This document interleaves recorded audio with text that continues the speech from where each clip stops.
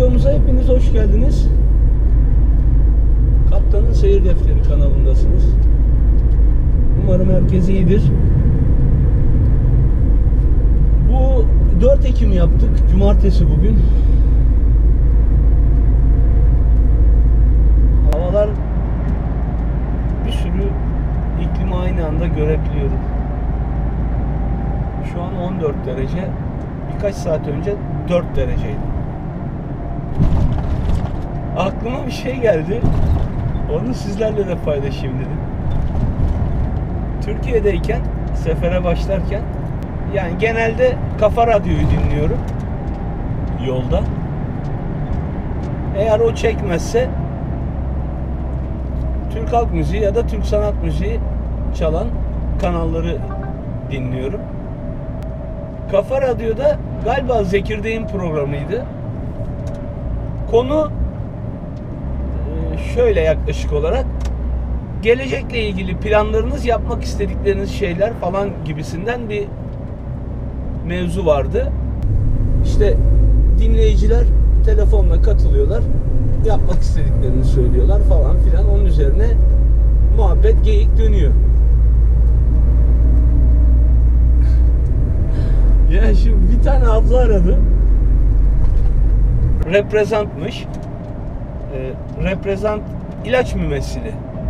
Yani eczaneleri işte dolaşıp ilaç satmaya çalışan emekçi kardeşlerimiz. Neyse, ablamın hayali şeymiş, tır şoförü olmak, işi bırakacakmış. Tır şoförü olup Avrupa'yı gezecekmiş.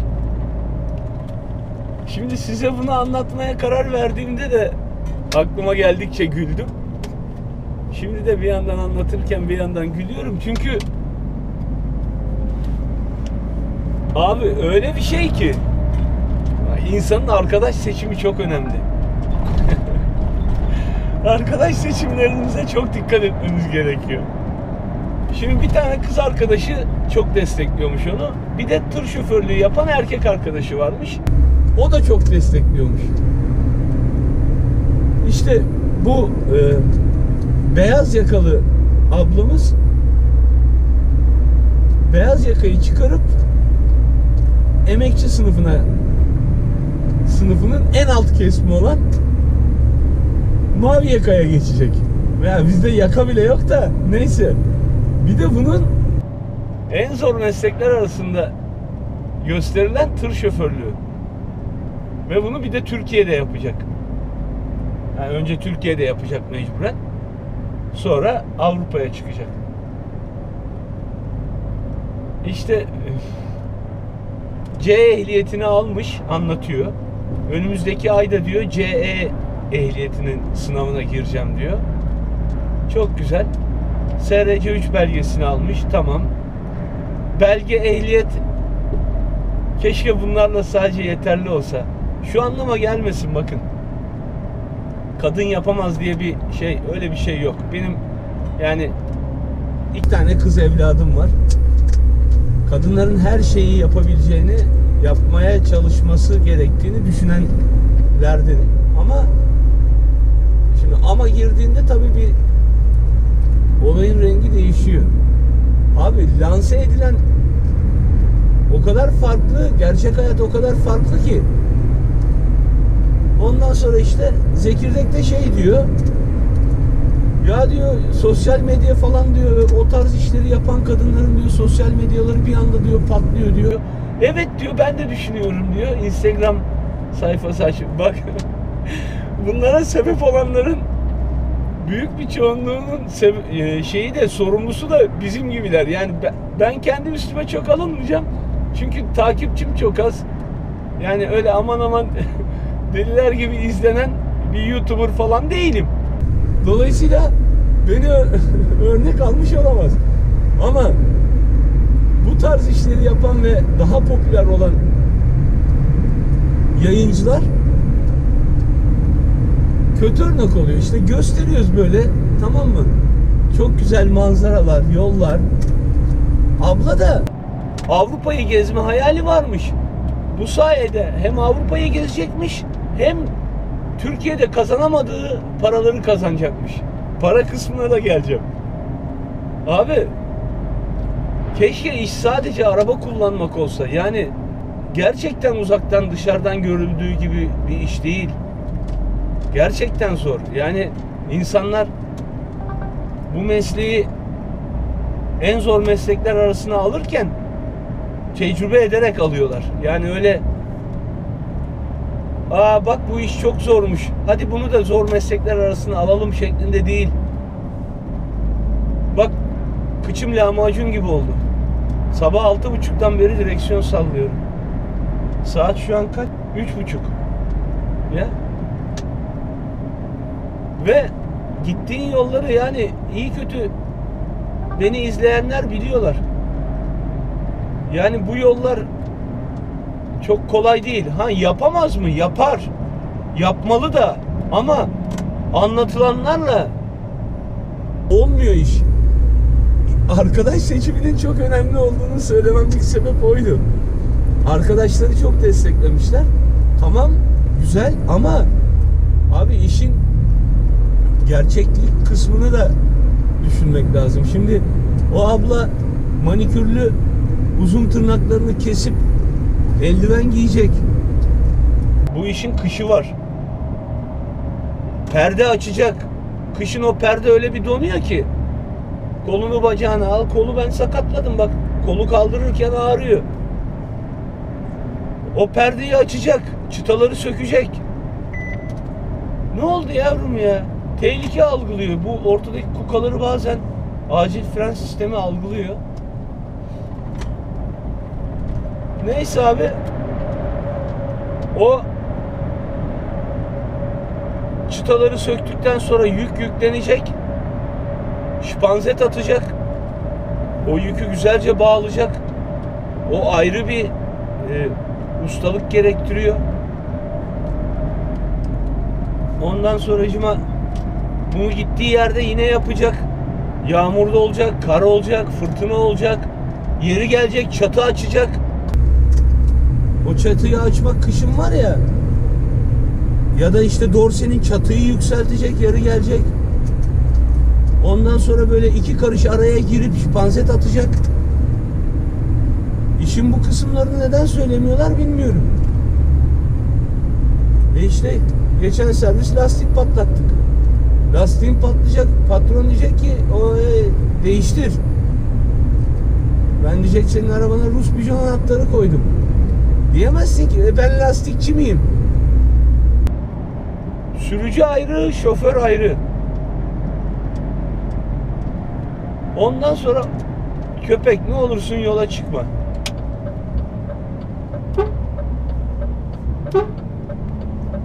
Hoş.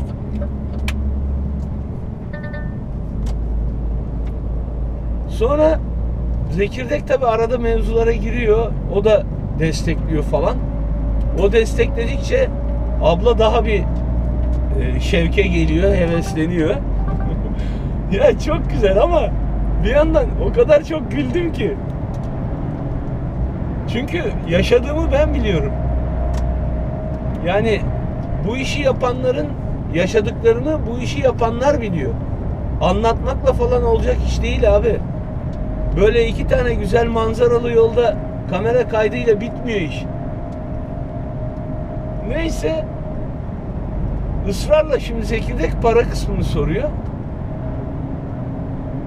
Kız da söylemek istemiyor. Ondan sonra ya dedi tamam sen kendi alacağın maaşı söyleme dedi. Yaklaşık dedi bu işi yapanlar dedi ne kadar para alıyor dedi. Ne dese beğenirsiniz. 150 bin lira civarı 3500 euro falan maaş. Bak 8 sene falan oldu. 8 sene mi 9 sene mi oldu bu iş. Ben öyle bir para görmedim abi. Öyle bir parayı Türk firmasında çalışıp alanı görmedim. Öyle bir yalan yok. Oturumun vardır, ıvır zıvır bilmem ne. Avrupa'da çalışıyorsundur. 3000 Euro'dan başlar maaş. Yaptığın işe göre mesela frigoda çalışıyorsundur 3500'e çıkar maaş gibi. Zorluk derecesine göre. Yani bu söylediği rakamlar Avrupa'da Avrupalı tır şoförlerinin aldığı rakamlar abi, bak gözünüzü seveyim. Olur da böyle işte bu işi yapmaya niyetlenirsiniz. Size oturum alacağız. Çalışma izni çıkarttıracağız. Bilmem ne. Abi bak, cebinizdeki son atımlık barutunuzu bunlara harcarsınız. Paranızı kaptırırsınız. Türkiye'den Avrupa'ya çalışıp da 3000-3500 euro gibi maaşlar almaları imkansız abi, bak imkansız. Varsa alıyorum diyen Allah aşkına bana ulaşsın ya. Yok abi. Yapıyoruz işte abi. Biz de yapıyoruz. Şimdi aldığım parayı söylemeyeyim. Ama alakası yok. Avrupa arabasında çalışıyorum işte. Bunu söylediğim rakam da Almanya. Ha şunu söylüyorlar. Efendim Belçika'da tır şoförlerinin maaşları 4000-4500 euro. Git Belçika'da yaşa bakayım. Belçika'da hayat Avrupa'nın en pahalı şehirlerinden bir tanesi. Belçika, İsviçre. Bunlar çok pahalı. Orada ona göre hayatını idame ettiriyorsun. Onun için para mevzusu. Ondan sonra işte böyle gazladı, tuzladı Zekirdek'te.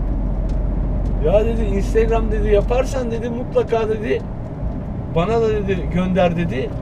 Destek olayım dedi. Ben de dedi reklamını yapayım. Bize hiç böyle şeyler söyleyenler yok, anasını satayım.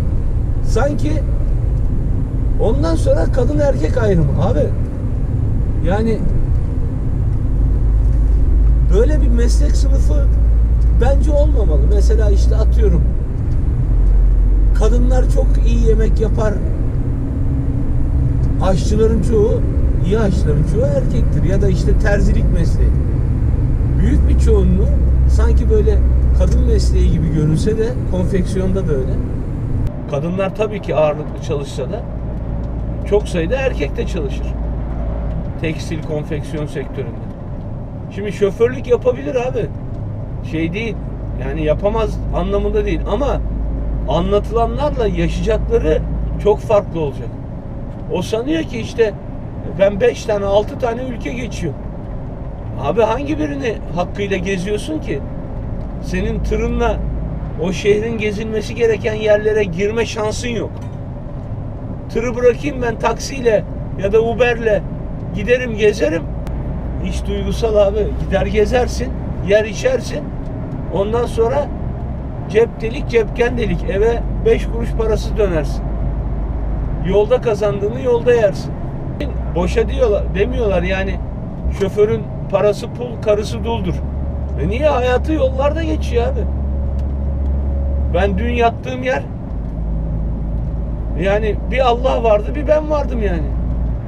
Kafaya koymuş, hedefiymiş. Öyle bir imkanım olsaydı, bağlansaydım ben de bir iki kelam ederdim de yoldaydım, bir de öyle bir şansım yoktu yani. Netice itibariyle durum bu. Bunu sizlerle de paylaşmak istedim. Bu güzel manzaralı yolda böyle Avrupa'yı geziyoruz, yiyoruz, içiyoruz. 3500 euro maaş alıyoruz.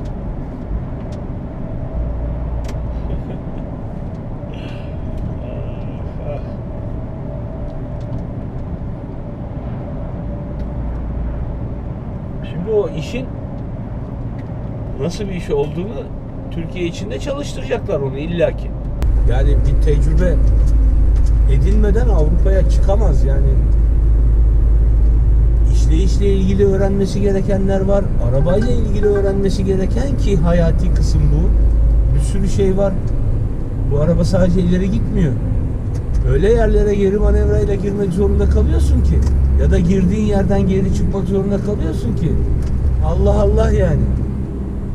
Yağmuru, çamuru, karı, kışı var. Onu söyledik.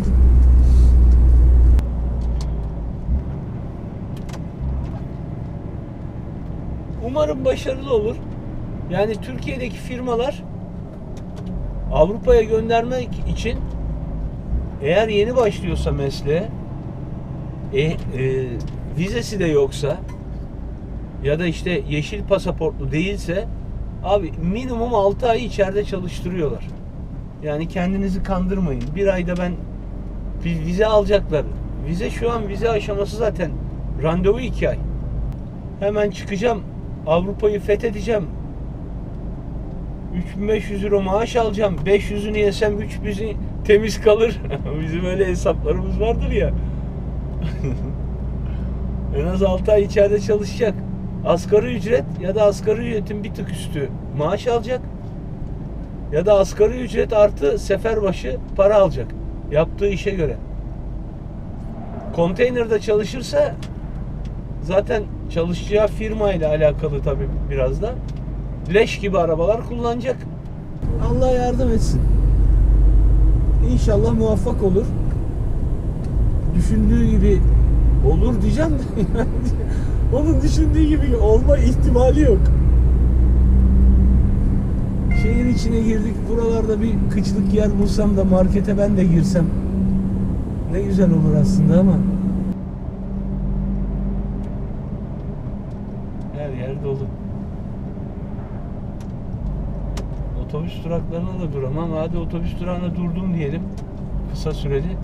Markete yakın olması lazım. Sizinle bunu da paylaşmış oldum. Umarım videoyu beğenmişsinizdir. Sonraki videolarda görüşmek üzere. Kendinize çok iyi bakın. Arrivederci.